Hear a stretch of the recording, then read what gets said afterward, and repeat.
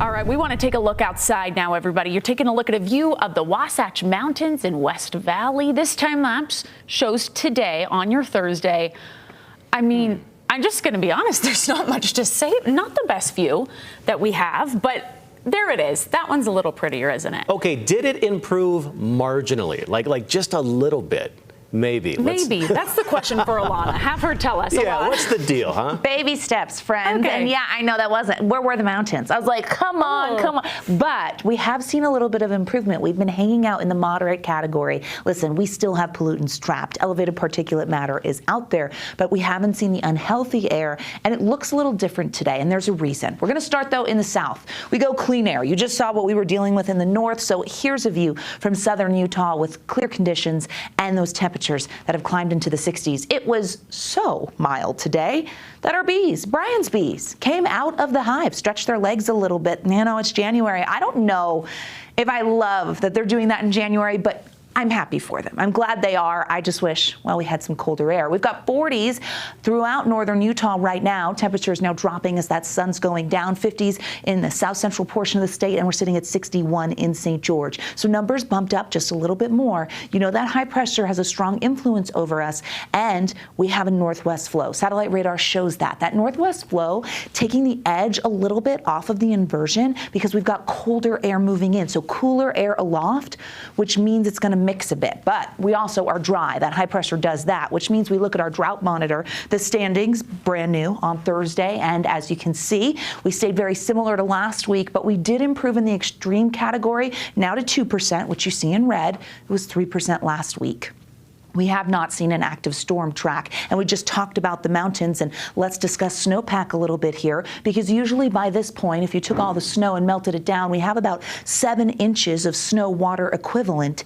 Unfortunately, we're sitting at 5. Being 2 inches behind at this point in the season isn't great, but it's not make or break. We know that we have winter left in the cards. We just need a significant pattern change to start to bring in some storms. I'm a believer. My fingers are crossed. Live view from Cache Valley, sun going down, but you can make out that haze. It was pretty thick there yesterday. It actually looked a bit better on the cameras. So we look at our inversion highs. You see low to mid 40s in the valley, upper 40s in the higher elevations. But with that cooler air moving aloft, we're going to actually cool a degree or two. Our inversion level, well, of course, it's up to the mountain valleys, which is why we've seen Wasatch County and on the cameras in Heber, as well as Jordanelle, showing that haze. It's going to get cold tonight. That's been the pattern, a broken record there. Can we scratch that record and go with something different? Well, no. By ABC4 News at 10, we're freezing. 20s right around the corner, but we do have the potential of that fog, nocturnal fog that could develop, and our future visibility picks up on that on the eastern side of the Great Salt Lake and then south of the lake as we head into the overnight. As we get towards the morning commute, that slides a little further south into Salt Lake County. I would say Davis, Salt Lake County, and then into Utah County. You could run into some patchy fog, and that is due to the inversion conditions we're seeing. So forewarning you now. The DEQ is still forecasting unhealthy air for Davis, Salt Lake, and Utah County tomorrow, but then we start to see a bit of a change. Moderate air through the rest of northern Utah, the Wasatch back, and the northeastern side of the state. Green means clean, and you see it in eastern Utah and down south, where the warming trend has continued, but maybe we drop a degree or two with that cooler air aloft.